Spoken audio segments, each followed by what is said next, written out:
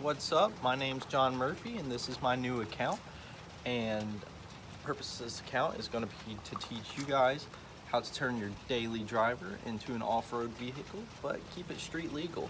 So what I'm going to be trying to do is personally learn how to do this, and as I learn, teach you guys how to do it every little step of the way, from turning mine is an old 1987 Toyota pickup into mainly off-road vehicle, but still on-road, gets decent gas mileage, and all of that while teaching y'all how to do it. So if you like what you're hearing and you want to see more, like and subscribe. And now I'm going to tell you more about the truck. Like I said, this is a 1987 Toyota pickup. This is my first video on it. I have done a couple small things to it, but I'll go through those and walk you through those. And as you can see right there, it's had a tree fall on the bed before I bought it. And then right there you can see where the bed has rusted out on it. And then there's another little hole right there. I don't know if you can see it or not. And then under this bed cover looks terrible, but that's fine because one of my ideas is I'm going to take off the back half. So leave the cab and take the bed off. Probably gonna do a flat bed. I'm also thinking about lifting it probably 4.5 inches, but I don't want the blocks in the back that you see everyone using. Everyone uses blocks in the back because they're cheaper. It just sticks a block in between the axle and the leaf spring, and then it's cheaper that way, but it's not as good for off-road because blocks cause lots of problems. Now, if you're just running your truck on the road and you don't really plan on taking it off-road, that's not a problem. You can do that all you want, but for what I'm looking for, it's not going to be a good idea.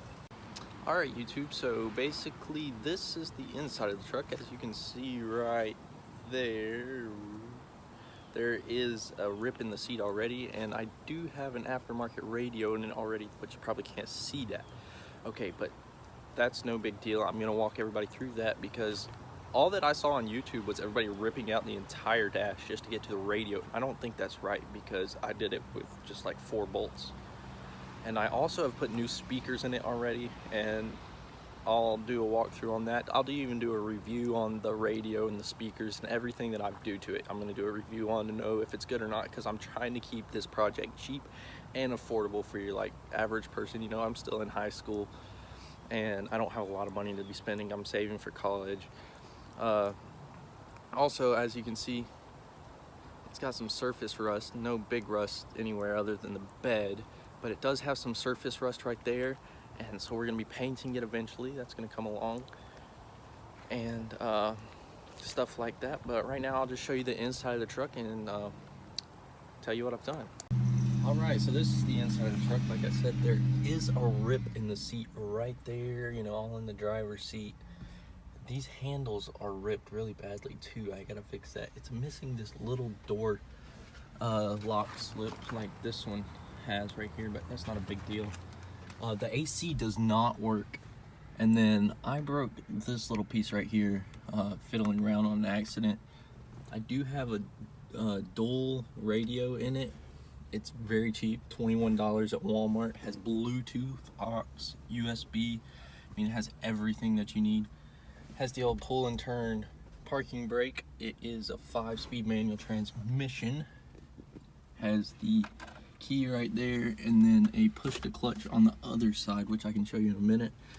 And it's kind of small on the inside, which I'm not used to. I also have seat links for a tiny bit of storage, but it's not much. And then let me go show you on the other side. Also, this is the remote for the radio. It comes with a remote, and like I said, it's Bluetooth and aux and USB for $21, so that's not bad.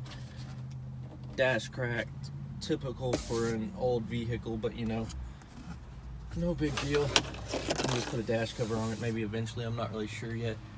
This, I think there's supposed to be a light cover here. I'm not really sure, so I'm gonna look into that and see if there is, maybe replace it. Has the back sliding glass window. It works decent. Sometimes it gets a little bit stuck. let's look under the hood. All right, before I show you under the hood, I am gonna go ahead and tell you that I have replaced the distributor cap, the rotor, the spark plugs, done an oil change, just a few small things like this. This is the 22R. It's a carburetor engine, so it's not ideal for rock crawling and stuff that you're gonna be like vertical. But you know, it's no big deal. If you really wanted to rock crawl with it, you could always do a propane conversion and then you could rock crawl with it. But unless I get some major support, that's probably not going to happen on this channel. And it has a new battery in it. As you can see, I put new plugs, wires, distributor cap. I'll show all that, and I'll do a review on it probably in an upcoming video. And so now let's take a little closer look. As you can see, it's the 22R, says it right there on the front. And all of this was like covered in oil to the point, old oil to the point you couldn't even read this before. I did clean the engine. If y'all want to see that, it's something you need to say it down in the comments, and I'll do that for you. You know, I am happy to teach you anything you want to see. But as you can see, it's got new NGK wires, spark plug wires on it. They're supposed to be performance, you know, I think they're just kind of regular. It has the Bosch distributor cap. It has a Bosch rotor in it, because the first cylinder, when I got it, when I took the spark plug out, it was all corroded on the first cylinder for the distributor cap, and in here it had some buildup on the spark plug, which didn't seem right, but I'm not 100% sure. And then the rotor it looked fine, but it was a little bit toasted. And if y'all don't know what any of that is, it's fine. I'll show it to you in a later video. It's a learning experience, so it's not embarrassed to not know what it is. As you can see, this is the air filter for the carburetor. It doesn't have a bolt here or here, so it just kind of picks up. So I need to get a bolt for that. But I'm thinking about also putting a new carburetor on it, getting a Weber carburetor. It's going to cost about $300, and then I'll do an install and review on that too.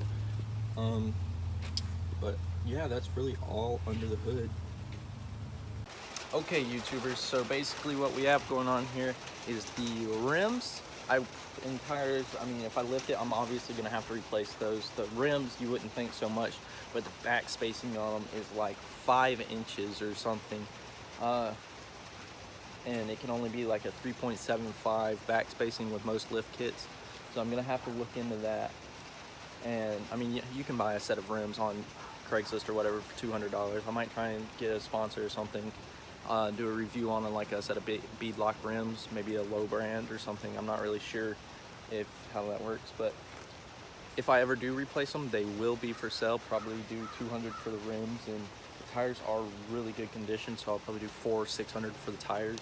I mean, they're practically brand new. And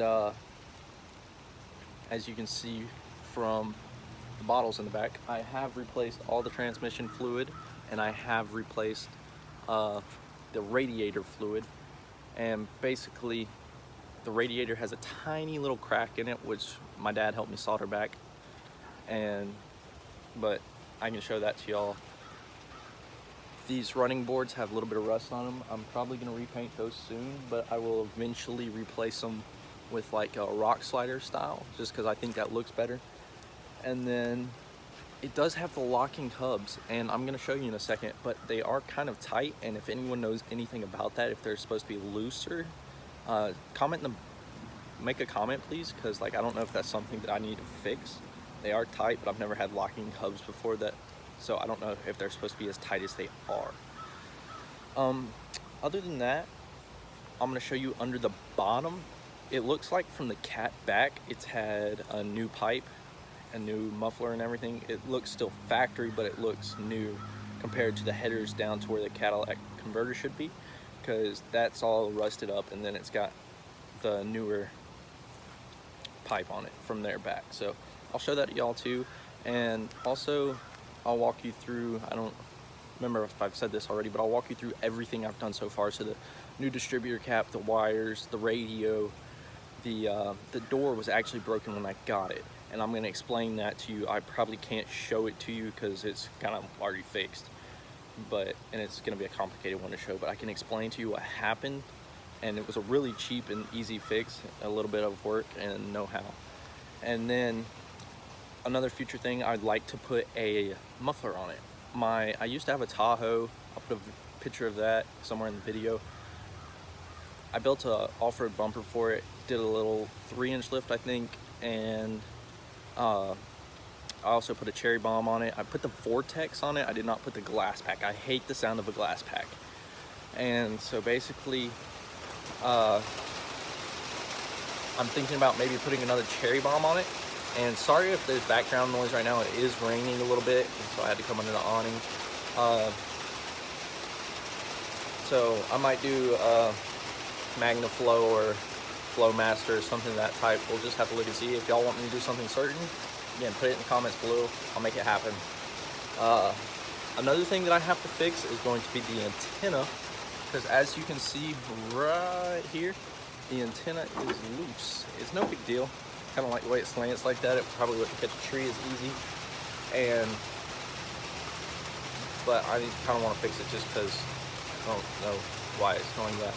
And also, the windshield wipers are junk, so I'm gonna replace those. I'll show y'all how to replace those. You know, it's really simple, but some people might not know how to do that, and that's fine. So I'm gonna teach y'all how to replace those. And as you can see, the bumper has little holes in it just from being old. And I'm gonna build a new bumper for it eventually. The flatbed that I am going to build will include the back bumper. The front bumper, I would like to do a winch bumper, so that would be cool.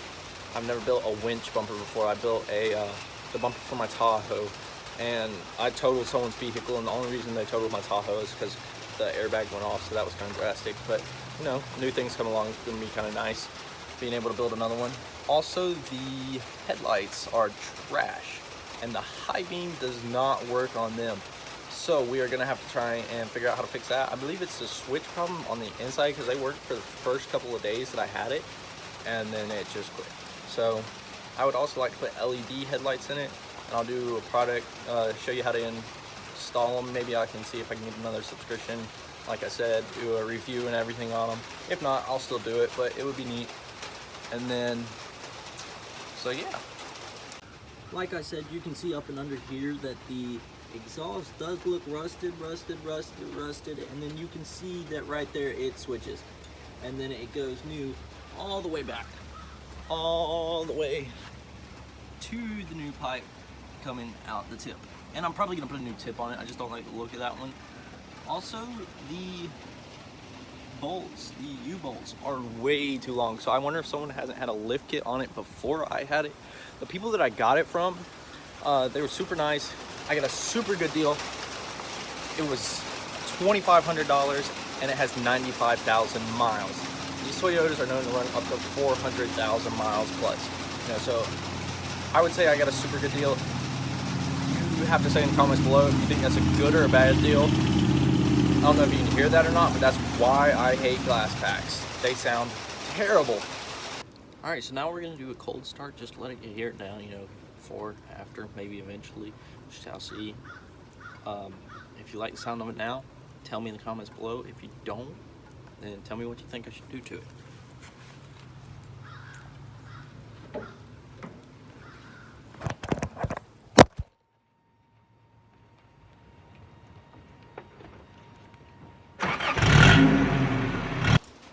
Alright, sorry guys, my camera did fall over on the sound, but hopefully you can still hear it. I know I could in the video, but I don't know if you can. So you just have to tell me if you can't hear it, we'll reshoot it. If you can, good. Okay, YouTube, so as you can see, we have a little embankment here that we run over the four-wheeler with all the time. And it's only about, I know it's hard to tell in the video, but it's only about like 3 foot tall. Let me extend this thing where you can see a little bit better. Like maybe 3 foot tall, and then right here it literally has like a ramp going up. We're gonna fix it eventually, but as of now we just run over it with the four-wheeler for fun, so you know, why not. We do have this little spot right here, which is like an actual ramp that comes and turns around and goes back here, but you know, I tried it the other day, and I'll show y'all just to prove it. It won't go over it. It's terrible. And so, you know, we're gonna try. I'm gonna show you. We're gonna try and see the lift kit and everything. There's Sammy. See him in the back. If you like Sammy, like and subscribe. You can see more of Sammy. There's Nelson. You can see Nelson in the back. If you like Nelson, like and subscribe. You can see more of Nelson. Also, we have boots. If you like boots, like and subscribe. Okay, but maybe I'll do a rear differential locker, and I mean those are like $250, and you can't even get like a one that's on a switch, so I might just weld the rear differential. I can show you guys how to do that. That would be an awesome video. It's a very complicated process though. So all right, so it's time to see what y'all have been wanting to see, and I'm gonna show you the crawl on the hill here. And I mean, it's gonna be, like I said, it's gonna be not what it should be, and that's why we're gonna off-road performance it, I guess would be the word. But here it is. So we're putting it in floor load now. I have already locked the lockers, and I'll show y'all how it goes.